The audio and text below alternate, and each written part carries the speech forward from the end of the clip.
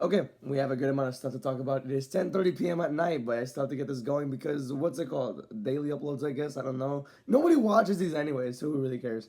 But it is 10:30 p.m. I have proof. It's 10:30 p.m. I just got home. I think there's confetti still in my hair. You can barely see it. I don't know. Let me try. I don't know. I don't care. There's like a little bit of confetti in my hair because like we were like smacking eggs on our head and all that, and they're exploding. I don't know, but yeah, we're gonna be going over the most recent episode of Smackdown, and boy, was that! Oh my gosh, was that terrible? Okay, let's get into it. I guess. Holy crap! So the show kicked off with Randy Orton and Cody Rhodes. It was Randy cutting a promo. The promo was good, but I don't remember most of it because the thing that came after that was the dumbest thing in the world. Cody came in, they start fighting, and then the person that Randy Orton has been on the phone with comes in and kills Cody, kicks him in the ball sack to be quite precise, and it turns out to be Pat McAfee. What are we doing? Like, what are we doing? This is so unserious. This is the dumbest decision they could have made. Pat McAfee. Pat McAfee is the person that's been telling Randy to be a killer. To like he's the one who brought Randy's killer instinct. What are we doing? Pat McAfee being the reason why this? Why? Dude, this makes no sense. And Randy mentioned the term wrestling is more than one royal family. Pat McAfee was a punter.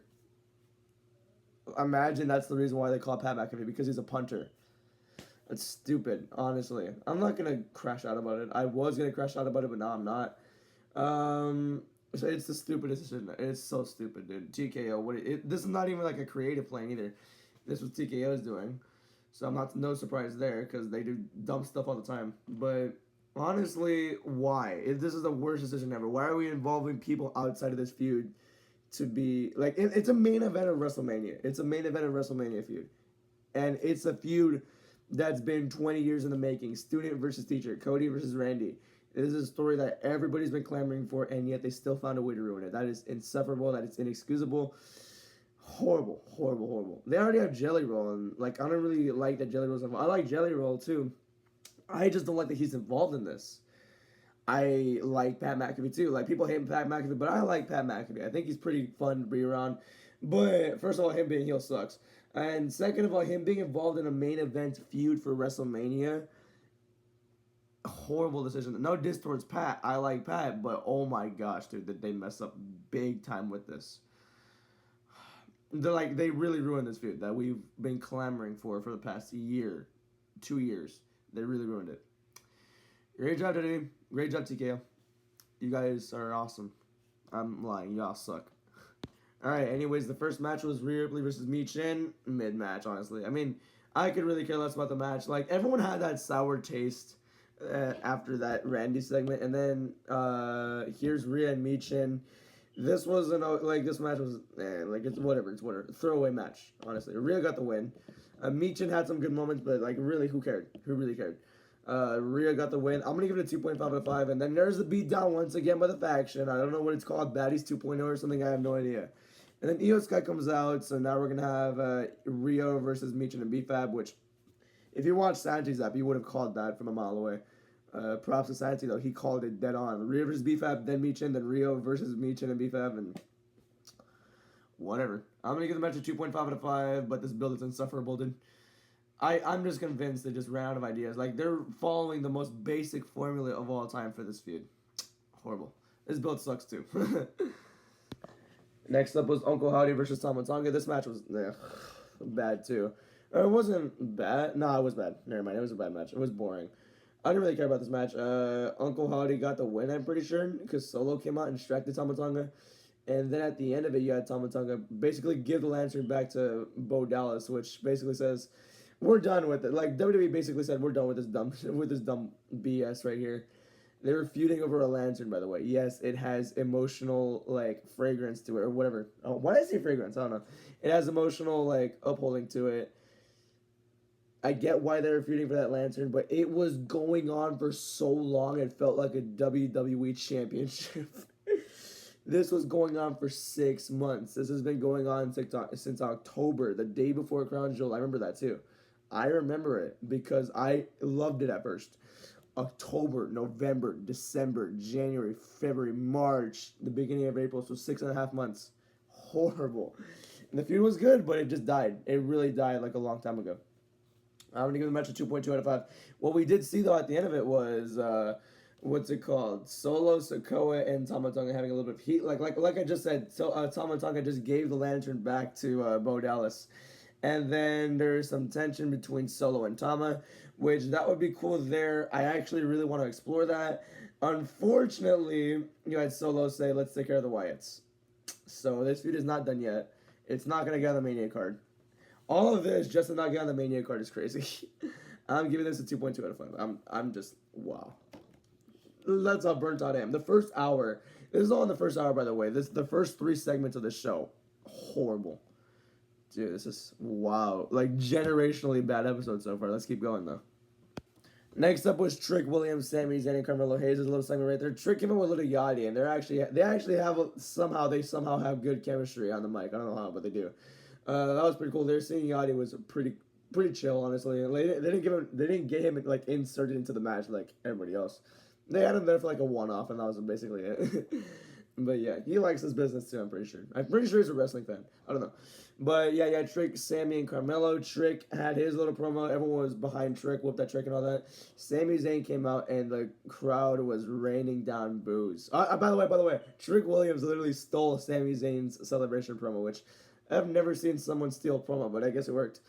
But this segment, it was good, but at the same time, what the heck? Like, you would just ask, like, what the heck? Sami Zayn came out, received massive boos. Like, everyone was booing. He's getting booed out of the building.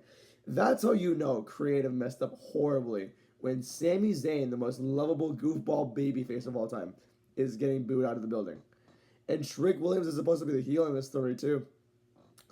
Sami's getting booed out, and yeah, even like the regular fans, like casuals who are not on social media, they see that was a horrible decision. They robbed Carmelo, and conveniently Carmelo shows up, and we actually got a "We Want Mello" chant, which is something insane there. I feel bad for Sami because he doesn't deserve this. Hey, he's a good babyface. It's just the way he got booked to win the championship was so stupid to me. I really feel like he could have gotten on the Mania card versus Trick Williams anyways, and we could have had Carmelo versus Ilya or somebody else. I don't know. But really, just wow. The segment was good, though. Like, it kind of revitalized itself. You had a good promo between Carmelo and Sami at the end of it.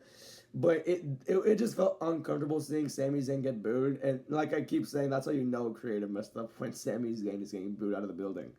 Like, a few years ago, Sami Zayn was, like, the most cheered guy in the building. Now he's just the most booed guy. That we need to fix that at some point. Turn him heel at this point. Because they're just booing him at this point. I keep saying at this point. Turn him heel. I don't know. 3.3 out of 5 for that segment. And next up was Aleister Black versus Matt Cardona. This match was alright. Nothing really too special there. It was decent. Aleister Black got the win. And yeah, I'm going to give it a 3.2 out of 5. Let's move on. Next up was Charlotte Flair and Alexa Bliss versus Bayley and Lyra. Same formula ending there. Alexa, I'm pretty sure, did get the win. But that's about it. I think Alexa did get the win. But Irresistible Forces came out, attacked everybody, and that was it there. I'm gonna give it a 3.3 out of 5. Same ending and same booking for the women's tag team division stuff. This feels very forced, and it is very forced. But honestly, just get us to WrestleMania to watch that 4-way at some point. So, yeah, 3.3 out of 5. It was a decent match. It was actually a good match, but yeah, no, same booking for the women's tag team stuff. Like, yeah, rinse and repeat every week. Oh my goodness. So next up was the WWE Tag Team Championship match between Damian Priest and R-Truth versus Kit Wilson and The Miz with Danhausen, which honestly I enjoyed a lot. Sometimes comedic wrestling, if it's overdone, it could be something really detrimental to the business. But once in a while, you gotta have some fun, right? You gotta really have some fun with booking your matches, and this match especially, I think it warranted all the comedy stuff that happened with it. R-Truth being a comedy character, Kit and The Miz being unserious, and Danhausen cursing people, and he's really over too. I think this was very well done in this match. The match, like, from an in-ring point, wasn't the greatest, obviously, but from a comedic standpoint, I was very entertained throughout the entire match. Yeah, all shenanigans come out. Then Danhausen came out, cursed the ref by accident, and the ref literally had a cramp in his arm while counting. Which that was funny. Some harmless comedy. Sometimes we need that. Sometimes wrestling doesn't need to be taken so seriously. Sometimes a little harmless comedy once in a while, occasionally like this, could be very warranted. So yeah, I'm gonna give the match a 3.5 out of 5. Priest and Truth did retain, so yeah. I feel like this run will be pretty fun to watch, honestly. With Priest and Truth, I feel like this run could be pretty fun to watch. So yeah, let's move on though. So next up, you had the alleged unscripted Cody Rhodes shoot promo on TKO.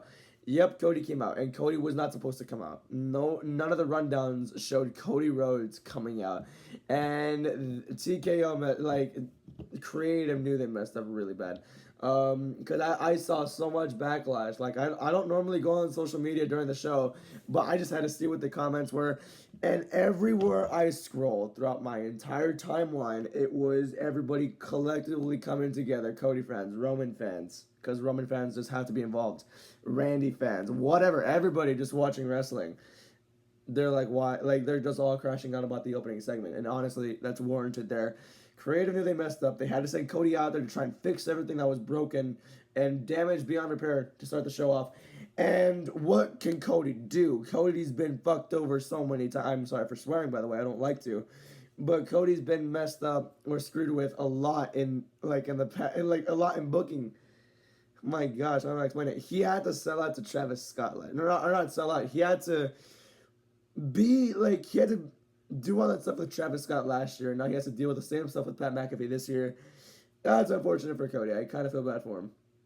And the fact that they have to rely on Cody to just try and fix all of this is, stupid. He came out, had a shoot promo. Like I said, none of this was planned. So, no script, nothing on the rundown. They cut out a Tiffany and Chelsea backstage segment for this. Cody came out and... yeah, basically cooked Pat McAfee or said, I don't even care at this point. I just know it was a good fiery promo by Cody. And I could tell he was pissed off. Like, I kind of rewatched some angles. I don't know what he said. I don't know why. Because I was paying attention to his body language. He was very pissed off. Even coming out of the ring, he was like, just no, get me out of here.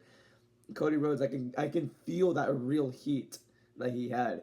I can just tell he was pissed off with all these decisions too. And it's not just him.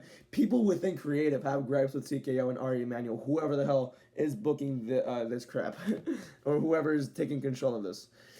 With Cody's promo, it was a shoot towards TKO. I wonder how they're gonna respond. And it's Cody Rhodes. They're not gonna fire him over this. If they do, that's crazy. But at some point, there's gonna be either a huge protest within the company to get TKO out, or TKO is gonna run this company out of business because everyone's protesting the ticket sales, or the ticket sales are flopping. All the stories are getting major backlash. Everything is falling apart on SmackDown. For Raw, they're doing fine, but on SmackDown, everything's falling apart. How long are we gonna keep dealing with this? This is just getting very insufferable very quick. I don't know. I'm ranting. I'm rambling, but you get the point. TKO is really bad at this, and it's so bad where you had to let Cody come out and do an unscripted promo to try and fix the mess that they created. You get the point. I'm gonna give it a 3.7 out of 5. It was a good promo too. Let's move on. Oh boy, I have confetti right here. Let me try and get it. No, I can't get it. Oh, I might have. I don't know. The main event, United States Championship, Carmelo Hayes, Sami Zayn. The match was made earlier in their segment. But this was booked stupidly too. Trick Williams came out, so I was like, okay. What I was predicting was, since Trick was there, I'm like, okay, they're gonna give it back to Melo, and it's gonna be Sami versus Trick, or a triple threat, or a fatal 4-way, or like I said, Sami versus Trick non-title, and Carmelo versus Ilya. We're back to the way it was. I'm thinking they listened to the backlash. No, they kept the title on Sami Zayn. The match was great. I'm gonna say it there. The match was really fun to watch. I'm gonna give it a 3.7 out of 5. But what are we doing, dude? Why do all of this to Carmelo? I feel bad for him too, because all this happened. He won the match last week because of Trick. Carmelo got that rematch, and then Carmelo got that rematch. Yes, he did. But Sami Zayn just pins him clean. Trick doesn't even come out. Trick doesn't even do anything during the match. And Carmelo gets pinned clean, and Carmelo just gets left off of the WrestleMania card while it's Sammy versus Trick at WrestleMania. What are we doing? Like, why get him the match in the first place if you're going to do nothing with it? I can guarantee you they heard the backlash, but they just... I don't know. I'm going to give them a match a 3.7 out of 5 with the execution. I don't know. That's... Wow. Here are the rankings of the matches. Like, man, dude, that's crazy. The matches from an in-ring point were okay, I guess, but boring because nothing really amounted from anything except for the tag title match, really. For the promos, Cody Rhodes' shoe promo takes number 1, obviously. I'm going to give the full show a 1.6 out of 5. I had it 1.8. You know what? Since I'm a little bit pissed off right now, 1.6 out of 5. How are we having this every week? Look, I'm going to go back to my notes. Recently deleted. I have all the way... Wow. I have all the way from March, like early March. Okay, Smackdown. Okay, that was a solid Smackdown. Never mind. This was the March 6th episode. Okay. Oh, this is when Cody won the title. Okay. Smackdown here. Oh, boy. Boring match. 2.2 out of 5 from March 13th. Jelly Roll, WrestleMania contract. That was... Okay, this is where Randy turned heel. This was like in a... Okay, the entire show was absolutely horrid. But the main event segment was great there. March 20th... Actually, March 23rd. Actually, no. This was the Smackdown that I missed, and I was rewatching it. This is a very solid show. Yeah, 4.1 out of 5. That was where Jacob and Drew were brawling the entire time. The next week, March 28th. 1.7 out of 5. My gosh. Rhea and Jade segment. This is where Randy versus Matt happened in the boring Cody brawl. Yeah, that was last week. And now this week.